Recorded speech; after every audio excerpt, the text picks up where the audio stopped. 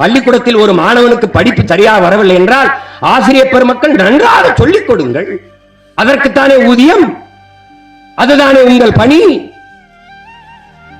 ஒரு முறை பதியவில்லை என்றால் திரும்ப மறுமுறை சொல்லிக் கொடுங்கள். மறுமுறை என்றால் 3வது முறை 4வது முறை சிறப்பு பயிற்சி வைத்து கூட கற்றுக் கொடுங்கள்.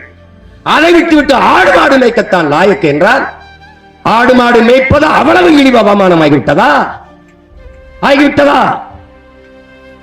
ஆடு மாடு மேய்ப்பது அவமானம் அல்ல, வெகுமானம், வருமானம் என்பதை உணராத வரை உன் நாடு பொருளாதாரத்தில் வளராது, ஒரு மயிலையும் புடுங்காது. என்ன புரிதல் இருக்கு உங்களுக்கு? அவ்வளவு அவமானம். ஆனால் வாரம் ஞாயிற்றுக்கிழமை ஆனால் கறிக்கடையில் போய் நின்று 1/2 கிலோ கறி கொடுங்கள், எலும்பில்லாத நல்ல கறியாக கொடுங்கள், நெஞ்செலும்பு கறியாக கொடுங்கள். அதை எந்த நாக்கு கேட்கிறது? எங்கிருந்து வரும்? ஆடு மாடு எங்கள் ஆயர்குடி மேய்க்கவில்லை என்றால் கறிப்பால் எங்கிருந்து வரும்? எங்கிருந்து வரும்?